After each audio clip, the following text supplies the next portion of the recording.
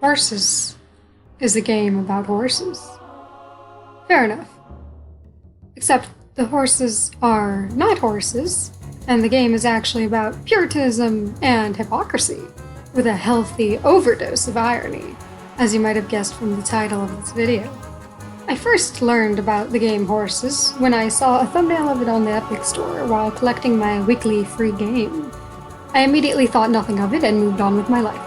In fact, I may have even conflated this event in my brain, considering later revelations, but, again, I thought nothing of it at the time. Fast forward a month, and I rediscover Horses through an amazing video by Painticus, a wonderfully witty and ever so charming Scotsman who blends game and social commentary in a uniquely captivating way. I'm assuming you have seen his video, but if you haven't, there is a link in the description. He is eloquent and pointed in a way that is a true rare gem, as one might expect from the person engaged to Mothman. I highly recommend that you watch it before this video, and then watch his Nosferatu the Wrath of Malachi video, and then his What the Hell is Slendrina series, and for extra country goodness, both Saw franchise videos. Much of the early part of this video will be using Painticus's as a launchpad, so I cannot stress enough how much you should watch it.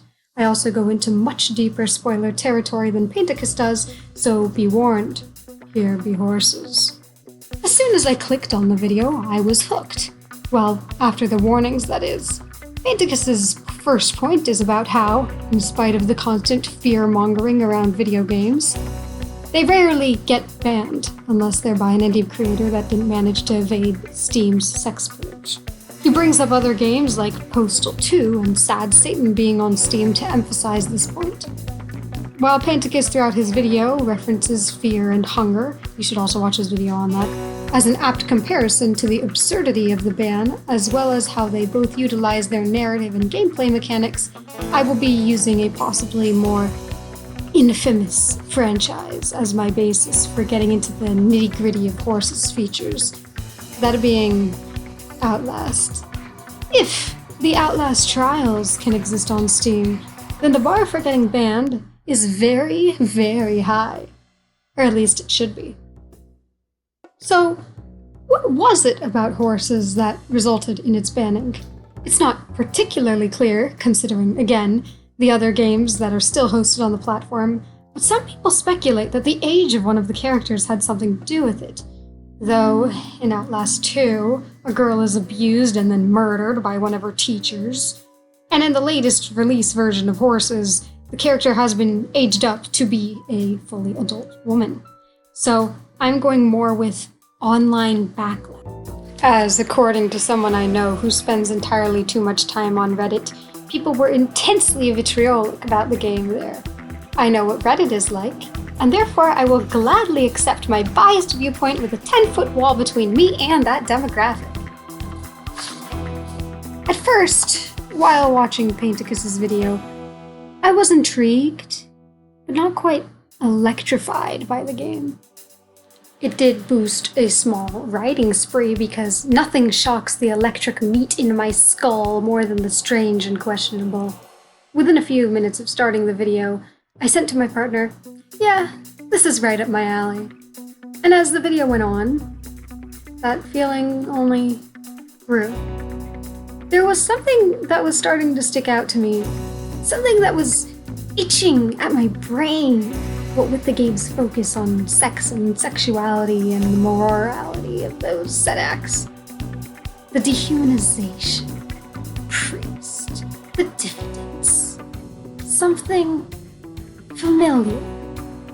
I couldn't place it. The puritanical beliefs of the farm, the way sex is degraded and looked down upon in spite of the fact that it is not only natural, but necessary for the continued existence of most species. Except for the rare cool ones like the New Mexican whiptail. It's really cool, look it up. Something was bubbling. Then the woman spoke.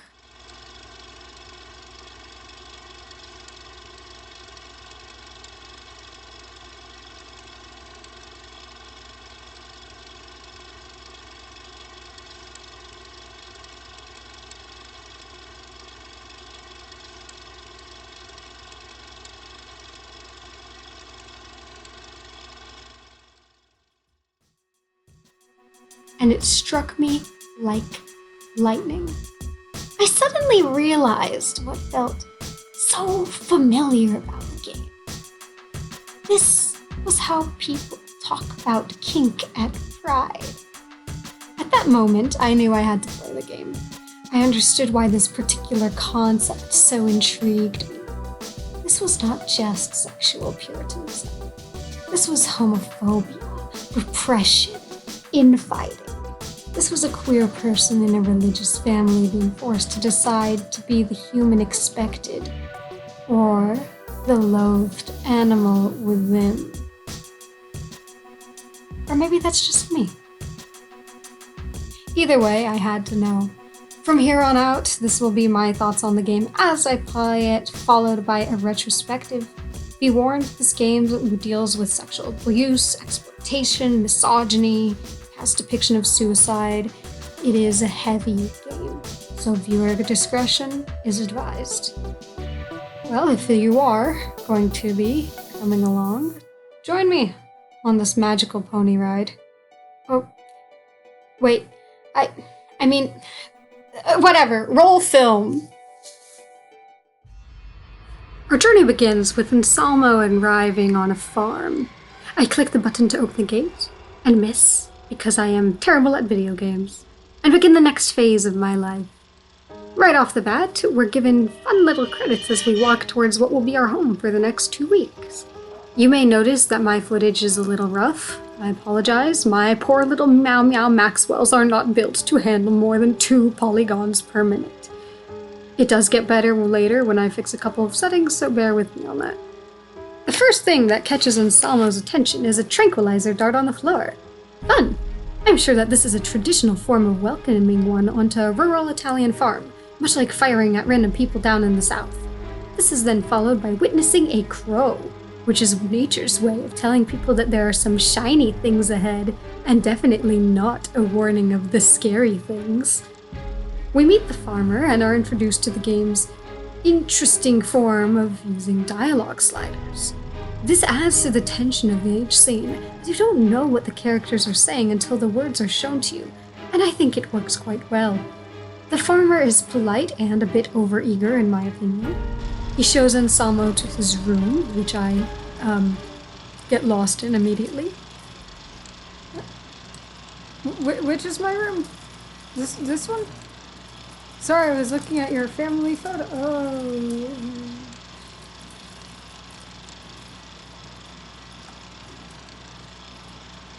So there's a hole in my wall? A quaint little lodging space. There are paintings of horses. Very nice. There is a garden. Nice garden. I get 2 carrots, presumably for the horses I will be taking care of. There is a dog. I do not like the dog. I do not trust the dog. Friggin' growl at me. Rude. I'll show you. I'll kill you! And then, we go to see the horses.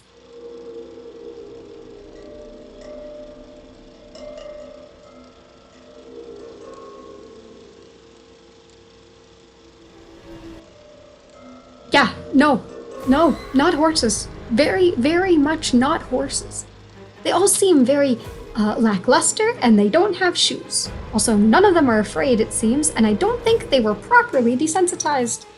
They seem quite ill. I would like to call some form of protective services. Any form would do. This is like being in a situation where your werewolf boyfriend is sick and you don't know whether you need to call a vet or a doctor. The farmer then asks and forces us to get on a horse to race him, regardless of if you like horses, are scared of horses, or have ever ridden a horse. You will race him. You have no choice. I am sensing a theme. The movement of the horses is jarring. Honestly, one of the most uncanny things about the game is the way that they move. They're stiff and floppy at the same time, like somebody going through the motions but not really wanting to. This is not helped again by my terrible potato laptop. At least it's not as bad as the old one, which struggled to run TF2. We make it to the end of the race, and, well, at least I can give them their carrots. And title card! The game dizzyingly sends us to dinner, unfortunately with the farmer. I am too stunned at the time to take in what's playing on the television. It's been my first couple hours there, and I've already had to ride a person in a race and lose. I eat what is definitely not a human, and right off the bat, it is clear that the farmer has a consent problem. I very distinctly told him that I do not want any more human, I mean horse, I mean dog, I mean cow meat, and he puts more on my plate anyways. I found something interesting here. While normally slurping and other wet noises really bother me, the chewing and eating sounds in this game were oddly humorous and didn't really fit the bill that normally ticks me off. It honestly made me laugh because it's silly and honestly a kind of weird thing to include, and I could see where it would irk or discomfort some people.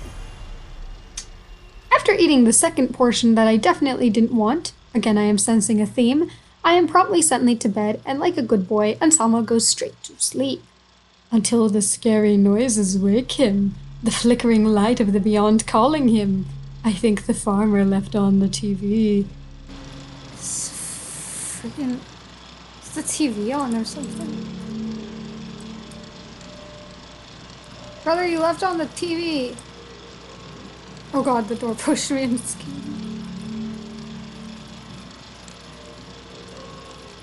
Wait, did I leave on the TV? Oh wait, no, it's coming from outside. Disoriented, confused, and full of trepidation, we go outside. Oh guys, you didn't tell me movie night was tonight. Luckily, our good friend the horses saved us a spot right up front.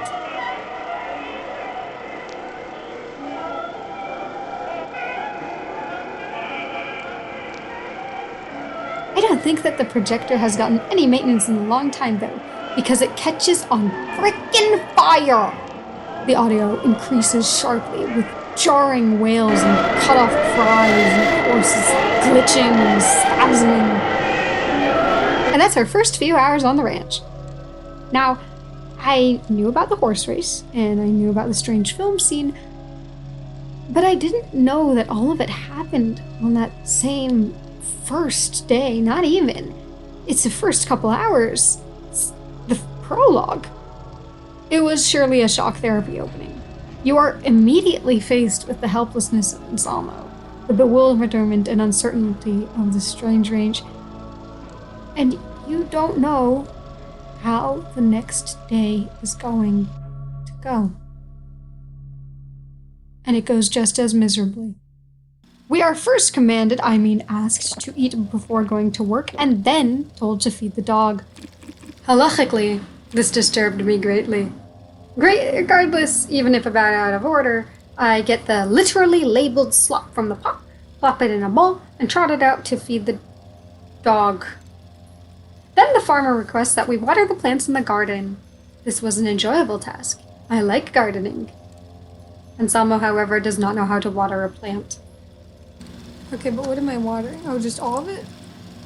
Ooh. Piss on them!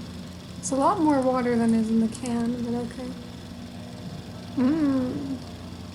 Tomato juice. Hang on, I think I need some clamato juice. That's the Corrado juice.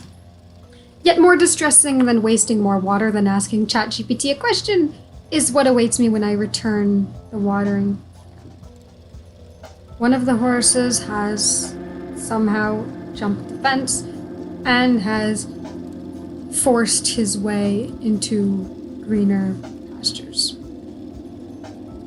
Once again, the camera work forces us to contend with this sudden, shocking death. We're shown feet swaying in the wind, overlaying the gritty scene. Even more disquieting is the farmer's reaction. Again? This is not the first time he's lost a horse like this. There's even a cemetery. The graves within are, presumably, the mothers and fathers, I don't know who else these would be, as it says Mama and Papa, Bianca, Bojack, Fido, which does not bode well for our current living Fido, and Gondarano. I am displeased by my findings. Interestingly, not all of the graves have crosses, a curious detail I only realized looking back. The ones lacking one are Papa and Bojack. We then dump the body in the shallow grave we have dug. And that is our first day. It does not get much better. My day begins by... Got some water? At least I'm being watered. I deserve to be watered. I think. Maybe. Honestly, probably not. Toilet. Have I not used that? Why? Getting jump scared by seeing the farmer through the open bathroom window. Yippee! As if I needed more proof he was a creep. The rest of the day begins with the farmer instructing us to snitch on the horses if we catch them banging. As if I needed more proof that he was a creep. 1, I am not a snitch, and 2, I've got a bad feeling about what this internship prospects are. We're given a name tag to put on one of the graves, the new one, Artax. I feel sad, and I wish I knew their real name. Turns out I'm not the only one pained at the loss. Approaching the gravesite, I see someone kneeling there. She requests we collect flowers to place on Artax's grave. I immediately agree and would die for her, by the way, and I would also gladly kill for her. Please let me kill for you, horsewoman. She places the flowers. Sorry. And we get a pan out of the site after placing the name. Day 3 begins with checking to see if the farmer is peeping in the bathroom again, and feeding the dog. We grab the slop and head out to take care of this task. Much like the farmer, the dog is not there. Then we go to tend to the garden. The dog is standing there. Menacingly!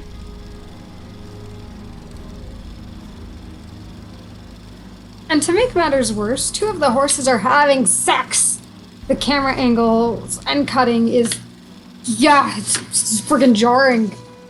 When we go to the task board to end our day, the farmer is there waiting for us. He praises our work and then immediately asks us if we saw any of the horses smashing. I say no because I am not a frickin' snitch. Then I say no again. But Anselmo is a wuss and cracks under the pressure, admitting that we did in fact see some horses banging. Anselmo, you fool! You've doomed us all! Then I'm forced to say which horse it was, and by God, I was not looking at that. I have no clue which horses did their smash. And I really hope that I didn't say the wrong guy, because the only thing that's worse than getting punished for something completely natural is getting punished for something you didn't even do. That night, we get a letter from our parents that I unfortunately did not manage to actually read in my playthrough because I am terrible at video games, and I later reread it. It is our 20th birthday. Yippee! Anselmo's dad calls him a disappointment. Oh.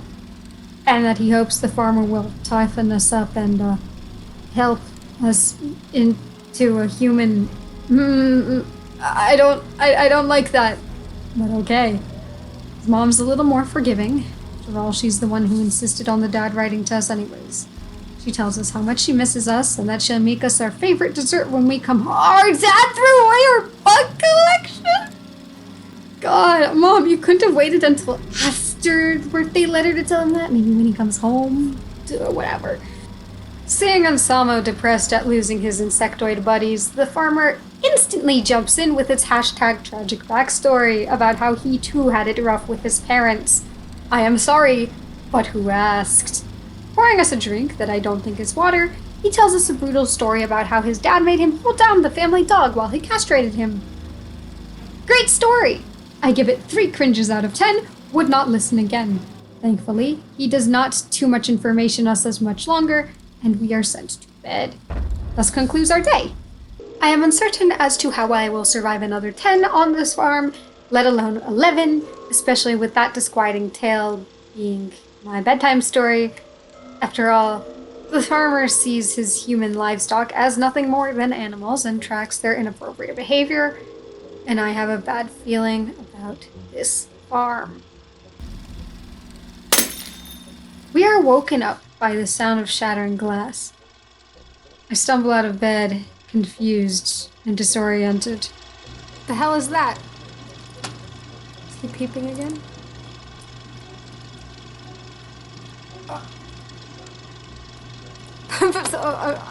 My bad. Sorry. Sorry. Oops. After that uncomfortable start, I find a shattered bottle in the hallway. Neat. I can use this to defend myself with against the farmer. If Anselmo wasn't such a dunce. I can hear the dog barking when I get outside.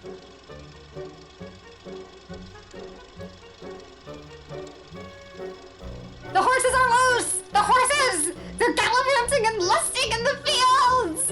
Fight, you idiot! Do your damn job! We quickly collect the horses, being respectful as possible.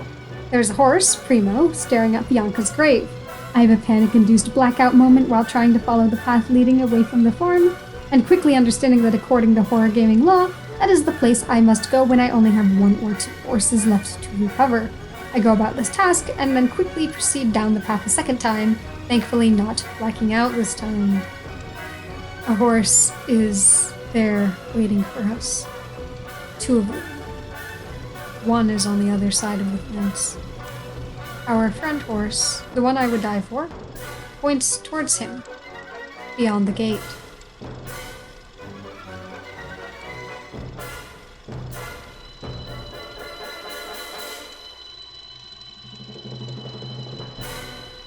Freedom. On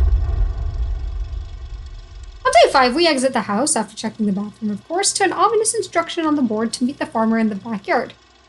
I'll let this scene play out. Isn't it now? Oh my god, stop! Stop! This is abuse! Even if this is not... Stop! Hey! No! Cotton and hydrogen peroxide is weak. Hey! Oh. I would stab him. I would straight up stab him.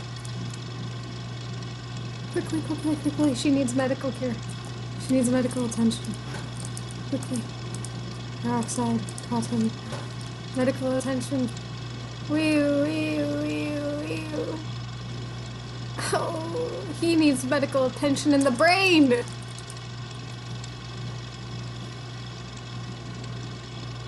Disinfect her back. Okay. I'm sorry. Oh.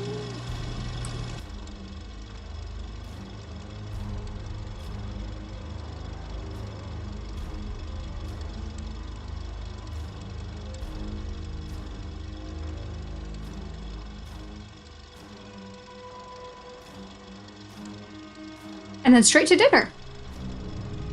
The farmer tells us that the horse that we saw outside is Fiero, who escaped his clutches, and he's been lusting for him ever since. That might not be exactly what he's said, but that's how I will interpret it.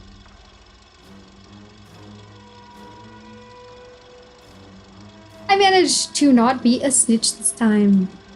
The day ends. The next morning, we're instructed to feed the dog, clean the horse pen from crap and put it in the manure pile in the middle of the yard, and then wash the horses with a hose, because we are having visitors. I believe that all of the mundane tasks are there to distract you from the fact that there will be people coming to this farm of horse humans. We complete the tasks we are given. We go to the front to meet the farmer. There are 2 people waiting along with him. A businessman, and presumably his daughter. We are treated to more jarring camera shoots as the woman walks along the horses with a swaggering gait, deciding on a spotted white. I don't really know anything about horses. Then we are in the yard and help her onto the horse and begin her ride.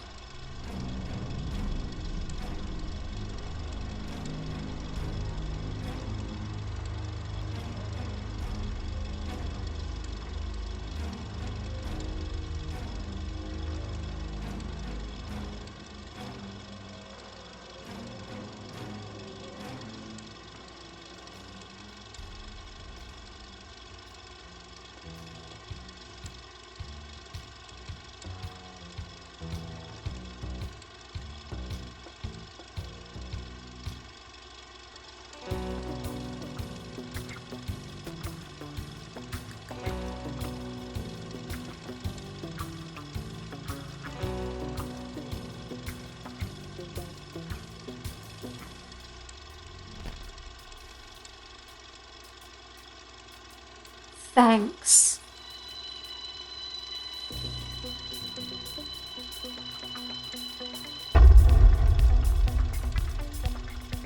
The bitter irony of this game being banned was such poignant and direct calls outs to such morality policing is stark.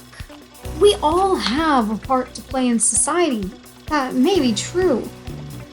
But what does it matter when it comes to intimacy between consenting adults? The cogs will still turn, and the work will still be done. If someone privately chooses to live differently from others in a way that causes no harm to another and finds satisfaction and happiness in that life, whose place is it to judge? Private matters are between a person and their soul, conscious, religion, the way that they live, and no one knows another's struggles and dreams. I genuinely felt sick being told that she hoped that I could spend the rest of my days as a human. It's a daily struggle to maintain a facade. It's hard when society tells you that you have to be one way, and the fear of being ostracized and removed from community is difficult to grapple with. You can isolate yourself far away and make yourself untouchable in your mind, but the knowledge that no one will seek you out is its own pain. So you stay a human, even if it's not who you are. Good luck! Day 7 begins. There's some normal chores like feeding the dog, chopping wood, and then having to plow the field. We're instructed to get the plow and the whip for that chore. Underneath our list of tasks, there's a little love note. Ooh. We go through all our tasks rather quickly, ignoring that there are horses banging again, you I guess, and to get the field plowed. You need to be washed with the hose, I think. Well, you could take a shower, honestly. It's not like I'm using it. I don't think I've showered the whole time I've been here. Wow, okay. It's like I'm trying to film myself, get it? Damn, that's a good one. You done? Okay. The day goes by, and now it's time for dinner with the farmer once more. To celebrate our first week completed, we're called a femboy and thus coerced into drinking. I love it here. I love it. I love it so much. This is great. The farmer begins to wax poetic about how he has no one to leave the farm to and how he doesn't know how it will become in the future. I immediately volunteer. You are coercive, you are a hypocrite, and I hate you. And I feel like you might have drugged me. No, not another! Stop this! I hate masculine toxicity. I hope you pass out. I'm not taking over your farm. Actually, I will be happy to take over your farm. Absolutely. Leave me everything. Absolutely everything. 100% everything. Yes, I'll take a sign-on bonus. What the hell is going on?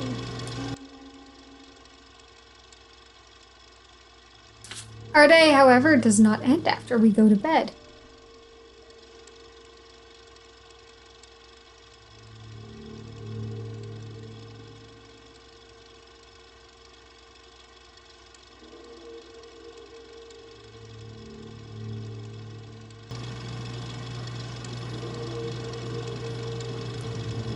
Can I help?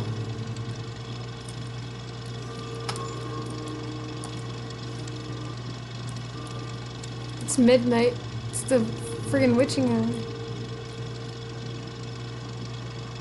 Wait. Was that the farmer?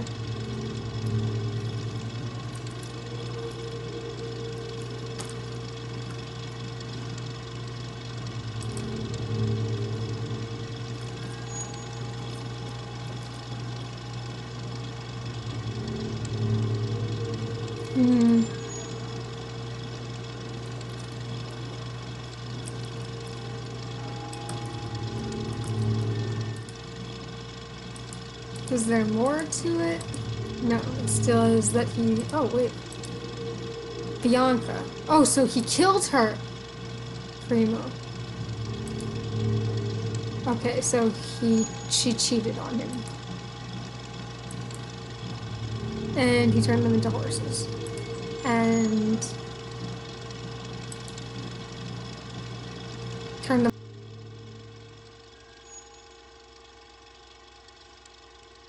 Now, this looks bad. And it is bad. And it only gets worse. The horse on the ground does get assaulted by the dog in a very uncomfortable but non-graphic scene, all while the farmer seems to take some sort of vicarious, vicious, voyeuristic pleasure in watching it play out. God, you have some serious issues. Day 8! Oh my god! The farmer the next morning excuses his heinous actions like many other people do, by saying he was drunk and doesn't remember a thing. But you know, especially because the repercussions of the night before are very much there. We go to tell the farmer and... Vet, call a doctor, please.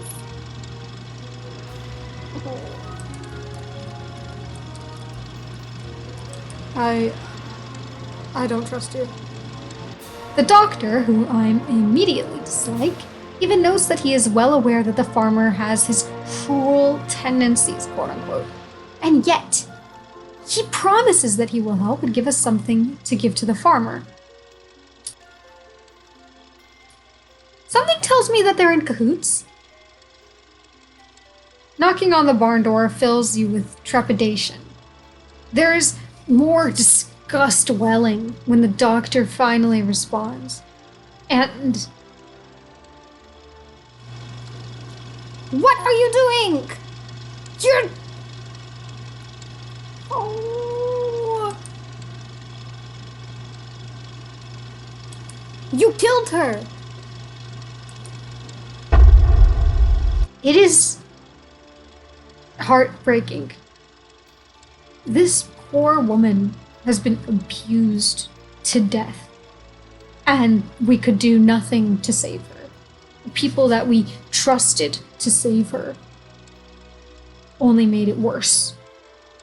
Hopelessness just rises up, and while the mystery does evolve, so too does the tragedy. This is where the game turns from being a shock game to a frustrating game of inaction.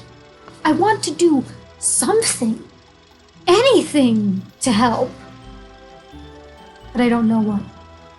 We are told to meet the farmer in the shed. I see that Gramo's name has been circled, and he has 3 X's by his name. This does not bode well. Gramo. Hey! Hey! That was not Gramo, that was you! I'll kill you! Where are you? Where's that sickle? At this point, I'm not sure what exactly to expect. Even the farmer had already technically told me. But the whole thing made me quite angry. Once again, we walk on quite the disturbing scene. The farmer explicitly accuses Gramo of committing the very crime that he and the doctor had done, and forces us to assist in assuring that it will never happen again.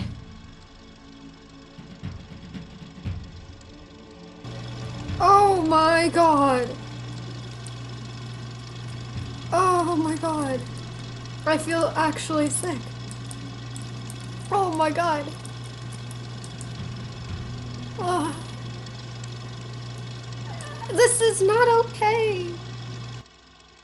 I still feel sick. I washed the floor immediately, trying to scrub my brain clean of that terrible thing I had just been an accomplice to. And yet we're not alone. She tells us her name is Linda. This is the horse that we saw mourning, trying to leave, and we had healed the back of. She's also the one that left us the little love note. The one I would also, kill for. Smiles. And she wants to give us a gift, saying she's good with her mouth. And Samo is still covered in blood. I try to let her down easy, but no one in this game takes no for an answer. The farmer then goes on to tell us more of his #tragic backstory. Again, who asked?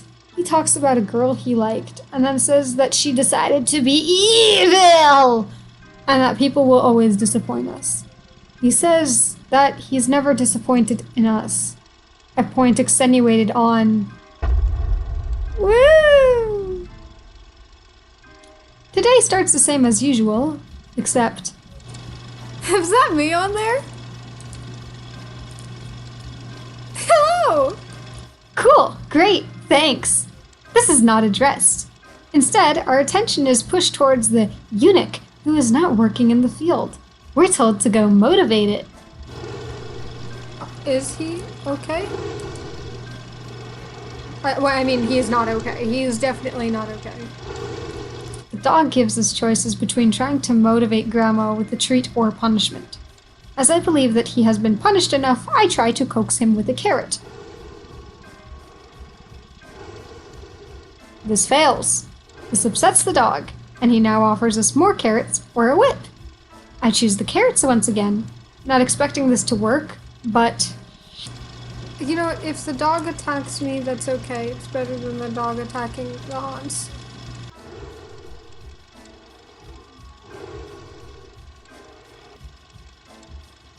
We are now only offered one option. A thick, heavy baton. This does motivate the horse. Our miserable day goes on with our regular chores. And a note from our new horse girlfriend reminding us about our cemetery dates.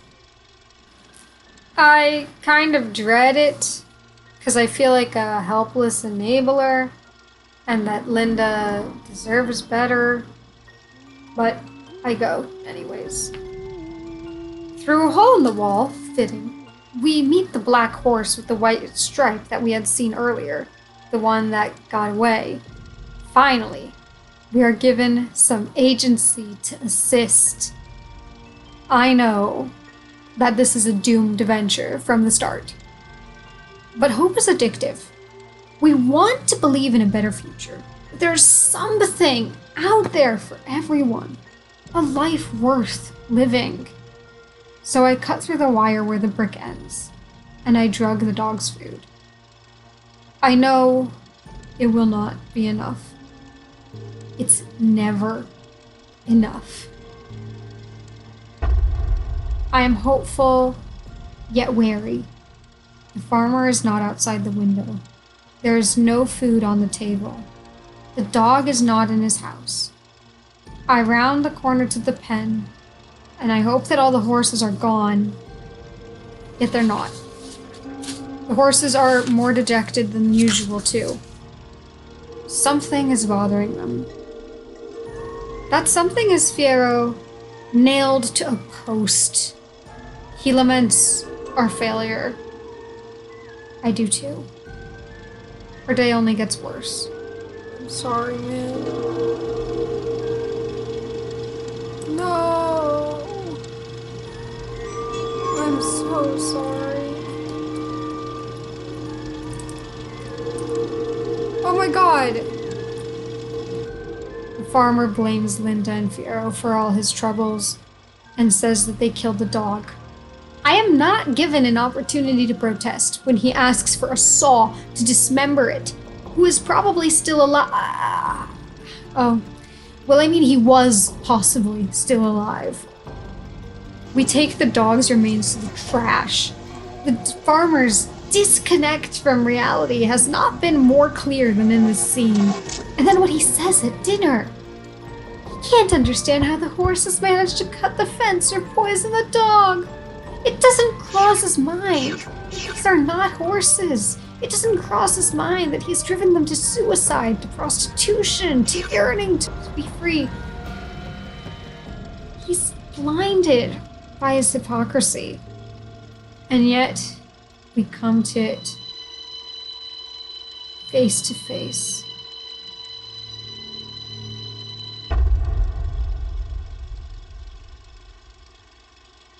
In doing our daily bathroom check the next day, I spot a suspicious scene. Are they selling Linda? Thankfully, it's not the case, but once again, Anselmo finds himself being looked down to. Even though we just saw that the farmer and Father Antonio are about the same height, if not Antonio being a bit shorter than him, the camera angles makes it appear that the priest is a good foot or two taller than Anselmo. While the woman earlier had talked down to us from on the horse, that was while she was separating herself from us, musing to us about why she has no problem with the way the world works. Even the farmer looks down at us on this scene, even though, hate him or not, he usually does talk to us at our level. The priest goes on with a fire and brimstone good versus evil spiel, once again saying that wickedness comes from questioning. It gives us a glimpse into the echo chamber that the farmer has locked himself in. The farmer then states that he had named Linda Snowflake. Cool name. We're forced to carry a crate of wine as we follow the two disgusting men to the cabin that we had been warned about at the start to never enter, while I simmer over the injustice. They talk about this special wine while we walk, the farmer and the priest mirroring Anselmo and Linda. The farmer and priest have their backs to us, not looking at the pain they're causing. We see both Anselmo and Linda's profiles, however, their horror and pain respectively. Linda begs us not to abandon her. I wish I didn't have to.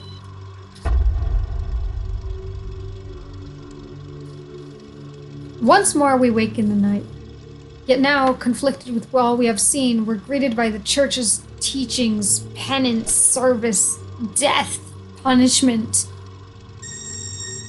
Thankfully, this vision, at least, is a dream. After an agonizingly slow walk back to the secret shack. Can you walk any faster? Please? The nightmare continues. Perhaps even worse. Am I not able to go in until this freaking farmer shows up? Oh my god.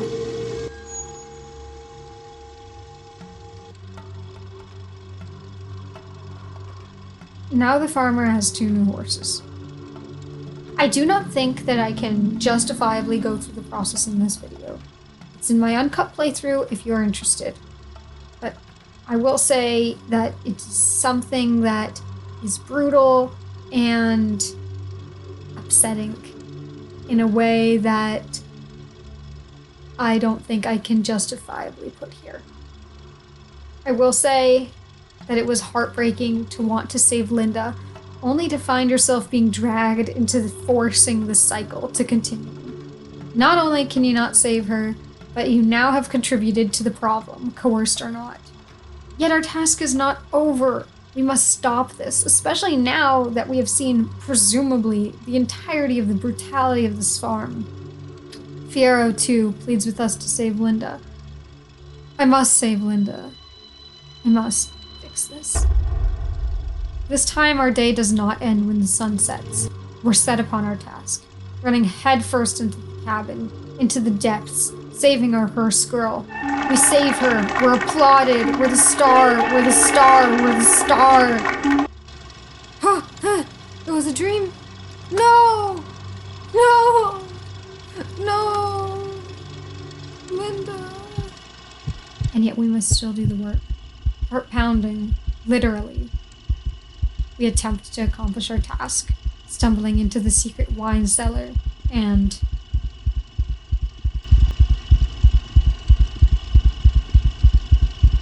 oh, hell no. Dawn of the final day. Our bed is made, and yet our work is not done. The farmer sends us on our task for today, feeding the horses, and tells us that he has a proposal for us. I'm sorry, though, there's only one horse girl in my heart. Vera reminds us to save Linda, as if I forgot about her, and to check the farmer's room before he too leaves this mortal coil. Oh, they're all so depressed. I'm so depressed. The only person who's happy is the farmer. We too are now part of the problem, in bringing the farmer alcohol so that he goes and does his thing. We managed to find a VHS tape which tells us, correlating to the strange doll in the cabinet, what the password to the brainwashing room is. In a genuinely disorienting scene, I managed to, with some time, turn off the speakers. But Linda is not okay. We have to stop the film. We have to stop the film. We have to stop the film. We have to stop the film. We have to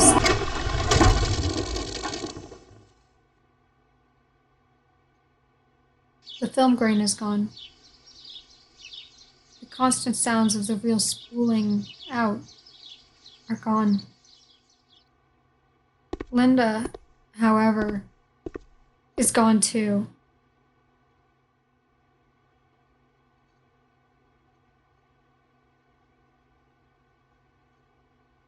And we will be turning into a loyal, good boy, also gone.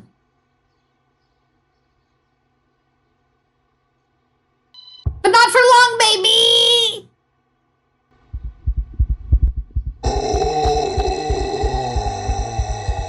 We make the farmer see.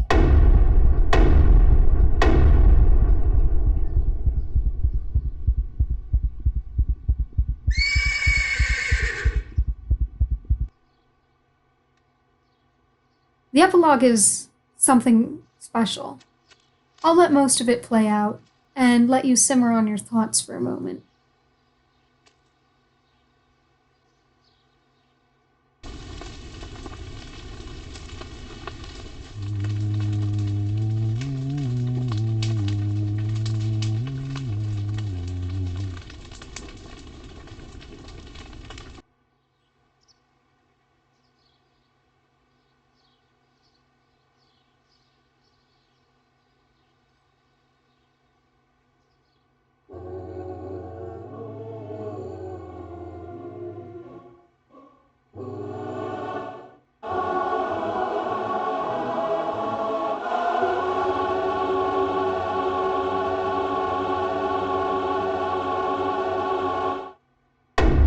Horses is an amazing game.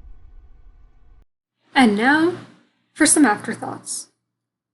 This Italian game is a giallo in video game format. Horses checks all the boxes needed for a giallo film. It has the mystery and suspense associated with the genre, and there's a trank dart in the first 5 seconds of the game. You don't get more Italian than that.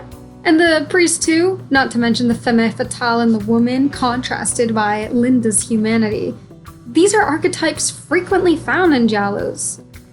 We, as Anselmo, are an outsider, as the protagonist of such books and films usually is. While this character is not exactly a blank slate, it gives us plausibility to associate with him and his choices. We have a few details about Anselmo, mostly from the letters from home. He's just turned 20, in college, and likes collecting bugs. Other than that, information is sparse, but it's just enough to make you empathize or sympathize with him. This is characteristic of male giallo protagonists. Anselmo, like other giallo stars, is thrust into a mystery and finds himself wondering how he can be a hero, even while he grapples with his own issues and uncertainties. What little we know of Anselmo shows us that he is a unique person with an interesting hobby that some people shun, and he worries about being a member of society, a cog in the wheel. Speaking of which, there's the woman and her father to contend with. In giallos, there are 3 main branches of female characters. The first of them is when the protagonist is female, and often puts her in a role that forces her to confront her sexuality while tension brews in the sidelines, pushing the plot forward. That's not relevant to here, as Anselmo is indicated to be male. Look, he even goes on the chart, leaving us with the other two options. The first is the soft, innocuous love interest, which is definitely not this character. And the second is the femme fatale, the aggressive woman who is often from the upper class and looks down on anyone in the lower caste.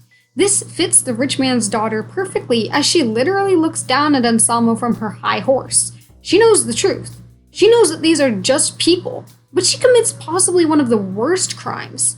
She does not care. To her, these people are throwaways, untouchables, outcasts.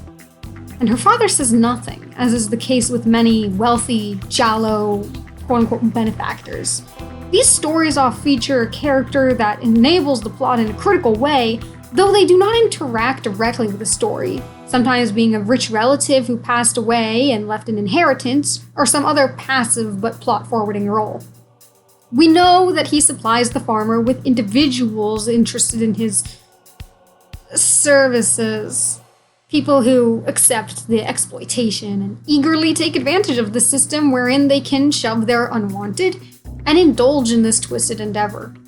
Not only is the farmer's work lucrative and showing no signs of stopping, but what he does is praised by his good friend, Father Antonio. Priests take on a mixed role in giallos, though in this one he takes the role of an enforcer, someone who assures the antagonist that his path is the correct one. While calling himself a man of God, he spreads hate and vitriol through division and discourages questioning if this is what God really wants. He encourages the farmer's work, brings him his vintages, presumably helps set up the mind control. Religion here is used as a passage for disturbing and damaging acts, a scrubbing clean until the flesh is raw. Another position of what should be benevolent power is twisted here. Medical professionals, those whom we go to when we have no one else, have turned a blind eye to the suffering instead of choosing to take advantage of these lonely, abused souls. In giallos, doctors are often either incompetent or dismissive, doing more harm than good, ignoring the distress that a protagonist may find themselves in. This doctor fits this role. He assures us that he will help, but he only harms to a point of no return. He enables the doctor by bringing him biomaterial for veterinary use only, possibly in exchange for his quote-unquote services once more, taking out the problem and giving a plausible veil for the farmer to hide behind, to cast blame elsewhere and away from himself. He takes the pain of the assaulted horse and magnifies it with horrific callousness, all while he promised to help. This is an unfortunate reality when it comes to doctors treating women and anyone outside the norm. The dog, too, is outside the norm, but a symbol of abusive power. This is the guy that ratted out his buddies, and while he'll never really be on the inside, he still is a yes man, encouraging and sometimes being the abuser himself. Instead of sympathizing with the horse's plight, he engages in it. This is contrasted by Fierro, who, even though he escaped, still remains on the farm to sabotage the farmer and attempt to free the other horses, much like Amelia in the Outlast trials. And much like Amelia, he too is made an example of. Linda takes on the role of our strong female lead, the one who withstands and perseveres through most of the disquieting circumstances. We first meet her at the cemetery in an all-too-human space, and she makes an all-too-human request for flowers. We are instantly endeared to her, which is precisely the way that one should feel towards a damsel in distress of such giallos. While Linda may be trapped by circumstances, she shows incredible agency and resilience. She still yearns for freedom, even if the very idea is worthy of punishment. Linda still remembers her real name, can somewhat speak and write. She uses sexual favors to get the protagonist to help her, which is both uncomfortable and sad, but shows higher thinking skills. She asks us to help her, and we want to. When she breaks free of the mind control, she takes a true leadership role, and it is her choice and idea to put the farmer through the same strain that they had done onto them. It is she who tells you to join the fold, even though not quite as one of them, but as someone who stands and fights with them. Thank you, horsewoman Linda, for this honor. Now, the farmer. He is both antagonist and foil. He is the essence of hypocrisy, misogyny, seeing others as inhuman, literally. The farmer is plagued by his need to have control over his life, himself, turning to religion as a backbone and alcoholism to justify his nocturnal dalliances, a crutch. He may have had traumatic experiences from his youth and had a puritanical viewpoint inflicted upon him as well, yet even so, it was his idea and choice to turn his parents, Bianca and Primo, into horses, and presumably killed his parents and Bianca. Of this original cast, only he and Primo remain, two opposite forces, and yet Primo is somehow more human than the farmer.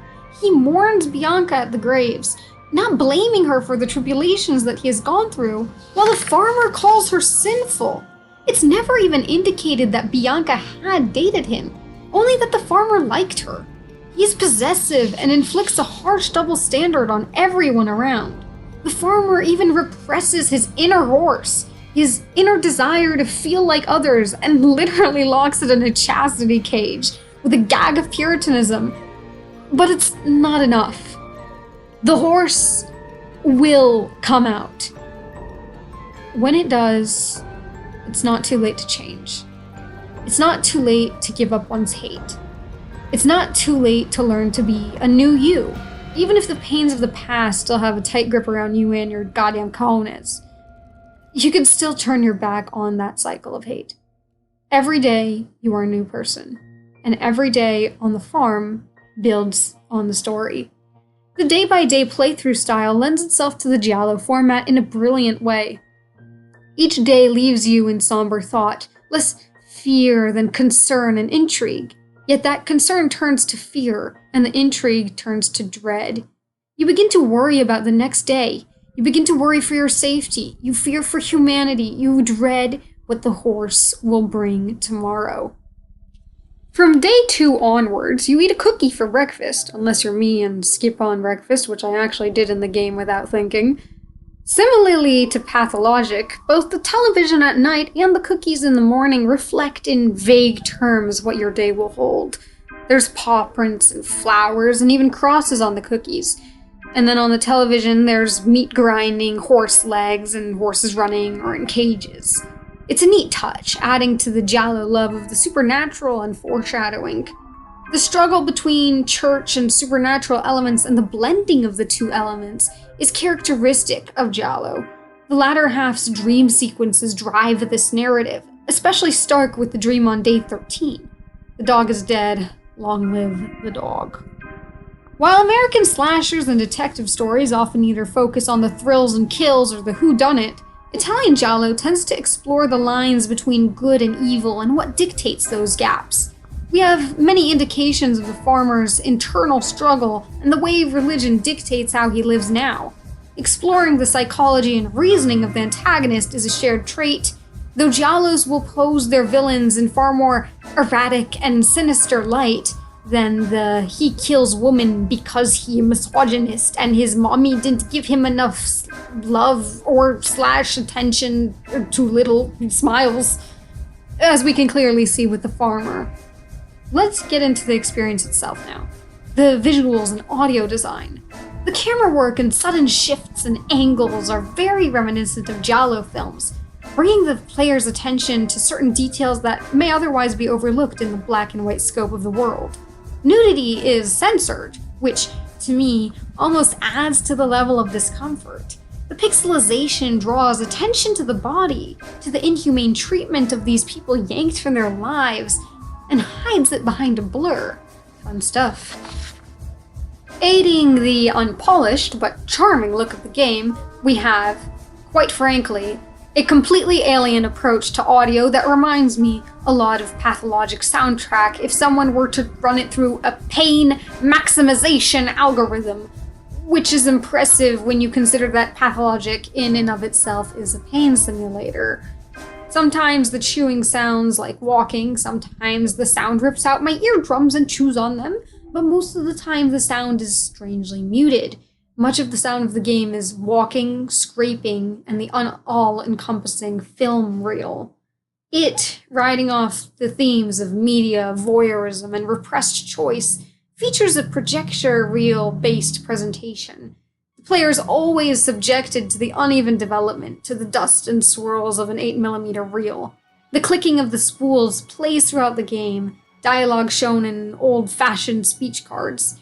It truly transports you to the silent film era in a way that Bendy and the Ink Machine wishes it could. The horror is not shown directly through bloody visuals, but through uncertainty and suspense. In fact, there is a significant lack of blood shown comparatively to giallo films, but all the aforementioned themes lined up.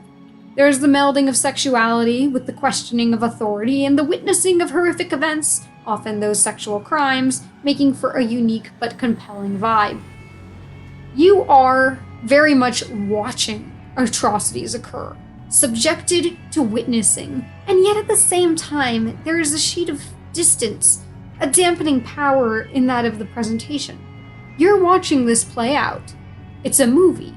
Your choices are disregarded. It's okay. What you're witnessing is okay. You are always in the back seat, forced to decide for a situation that will play out no matter your choice. It's okay. I think that it uses this movie-esque style and feel to both alienate the player and alleviate them of their own choices, while still making them aware that these are their choices. This is highlighted in the game's final days in a variety of dichotomous ways. In the nightmare leading up to the finale, we end the scene by running up with our rescued Linda to projector sheet, the very same from the start of the game, the successful hero of the movie applauded by all, and roll credits. Yet the game doesn't end like that. It ends grounded in reality. The projector's flickering and dust is gone. The endless sounds of the reel turning have quieted. It's time to leave the giallo film and face the real world, with all its black, white, and gray. Now, the rise of giallo in Italy was shadowed by the rise of fascism and discontent. So, was the violent nature and content of these books and films the cause? No, you Nazis hate giallo! The fascist parties were super suspicious of such content, despising the way that many of the protagonists were outsiders, usually Americans. They decried the content as subversive, corrupting, and against Italian cultural values, attempting to stem the tide of popularity with translation quotas and restricting content in the books. Thankfully, in spite of these books being banned and many copies destroyed, Italian gialli are clearly still alive, as we can see from Horses. But if the game is a giallo, does that mean my original view was wrong? Well, yes and no. My expectations were not fulfilled exactly, but that's not a bad thing. While not overtly a story on hyper-religious repression and queerness, it is a more general story on Puritan culture and hypocritical censorship, and how that infiltrates many spheres.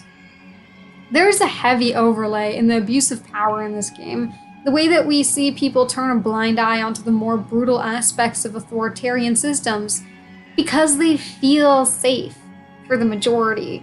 The minority suffers. Outlast uses such concepts to show the vision of a perfect world of such a society. No one has choice. Everything is controlled, from religion to sex to even the nuclear family. The ideal world is a perfectly homogeneous one, without pesky questioning or free will. And yet, some people are perfectly content with that.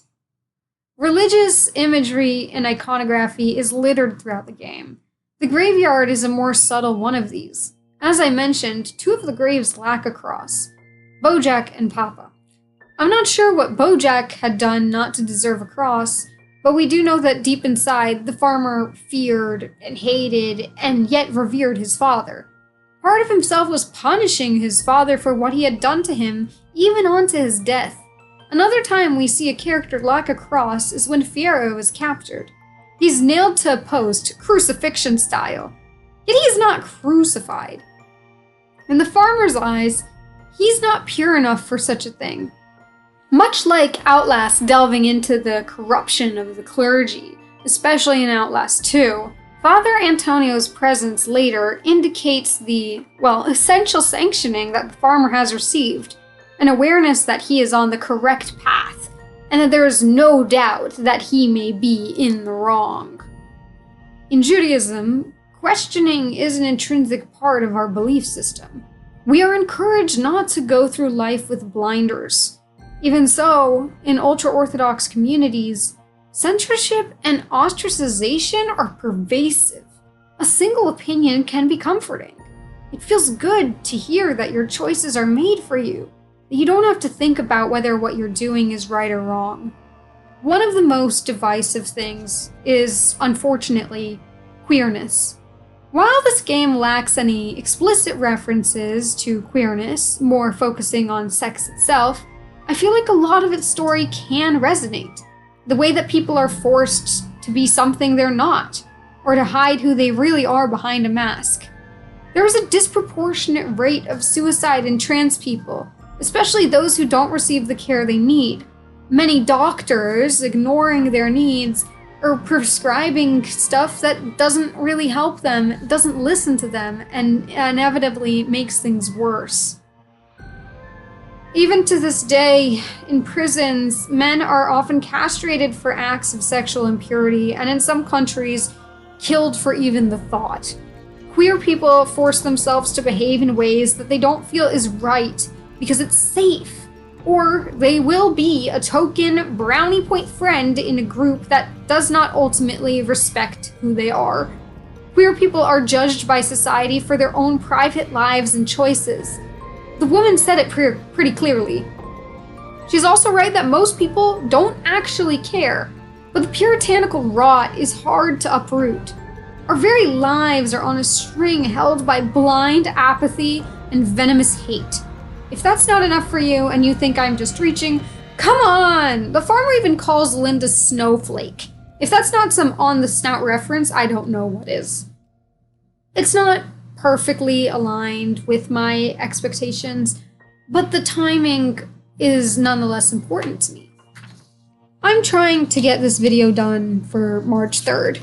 It's the last day of the Chinese New Year, which welcomes the lunar year of the horse, and it also is Purim.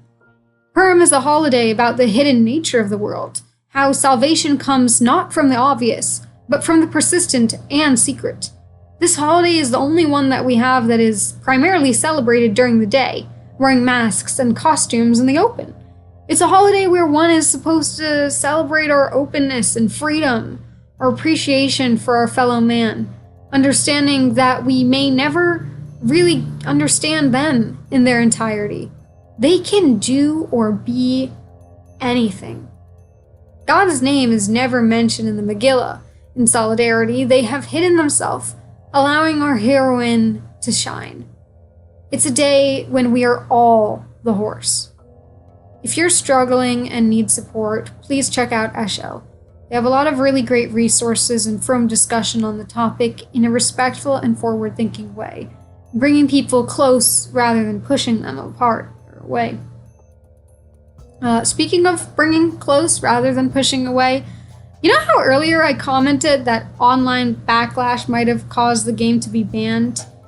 Well, I owe an apology to Redditors. Not really, but in this case, maybe.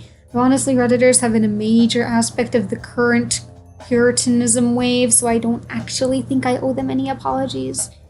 Upon doing some further research, I found that Santa Ragione, I am so sorry that I butchered that probably, the publishers of the game, have a tab on the website for horses about its banning, which I do use in the opening, noting that they were never actually given a reason by Steam when they had been banned, in June of 2023. Additionally, they never even made it onto Epic, so I believe that I merely thought what I saw was a thumbnail of the game, or maybe I had seen Hustler, a Grand Theft Auto style game but with horses. It was free on the platform a few weeks back, so it could have easily been conflated. But in the end, there was never a reason to be banned. Ironically, the banning merely proves the point of the game all the more, driving the nail further into the brain of the horse. This game is no worse. In fact, it's more tasteful and less graphic than the Outlast franchise. It's most narratively reminiscent of Outlast Whistleblower, with that game's themes of brainwashing, turning people into mindless drones, and the glue skin. The guy who's trying to make you into his perfect waifu with the help of a friendly buzzsaw. Yeah, that guy. And that itself is predated by another character getting castrated with a giant pair of scissors in the base game. And both of those are uncensored graphic scenes. Hell, in the trials, some of the tasks are, I am not joking, cutting off bootleg Jesus's legs and feeding them to child mannequins, turning a man into a sex toy, but that one's okay because he's into it. Well, until you burn him alive, and killing another man with prostitute robots. And all of those are extremely explicit and bloody, and just a sample of the slow and active torture that the participants are forced to commit for Murkov under this MK Ultra experiment. So why the hell was horses banned? Is it because here the abuse feels more grounded in reality, rather than the ultra-violent torture porn and sexual mutilation of the trials? Was it the fact that it calls out and mocks such puritanical behavior as hypocrisy? In games like Outlast and Funger, sex and sexuality are seen as sinful and punished, weaponized and used for brutality. Here it is seen as sinful and punished, bringing out the sickening horror with brutal efficiency by the antagonist. In spite of the fact that sex is a natural part of existence, there are people who deride and spit vitriolic hellfire on anyone who steps remotely out of line. Let me be clear. You do not need to like or want sex to be sex positive. You don't need to be gay to be supportive of gay people. Sex positive is about sexual education and removing stigmas and shame associated with sexuality in general. While sex is very much a private, personal matter, that's precisely part of the reason why it is such an important topic to be open and kind towards. Sexual education saves lives and stops abuse. Degrading sex to a mindless, perverse act deprives all people of dignity and respect. Horses is a good game. Even though this game didn't fall into my expectations perfectly, that does not detract from the game as an art, and is no less reducing its meaning. It may not be explicitly about queer repression or kink, but rather the demonization of sexuality on the whole, but that still is an important topic. There are still hints to that narrative that hooked me in that first place, and I appreciate those pieces. This might not be a story of internalized homophobia, but it is a giallo about puritanical censorship, ironically struck by the very same puritanical censorship that it decries. And therefore, you should buy Horses. Even if it's not a game you'd play, you should buy it, or Saturnalia, or any of the other games by the developers. From what I've seen, they really do like to make these giallo and video game formats. Just support them. They have created a work of art that perfectly slots into a classic genre, one that's been spat upon by fascists as perverse and degenerate, one that accents its horror through a lens of brutality and exploitation, and presents it to you in simplistic black and white. It's a good game. It's not for everyone, but then again, no story truly is. It wasn't a story for me, but I could still enjoy it and appreciate its sociological value. I rate this game 2 horses' feet out of 10 carrots. Anyways, have a good day.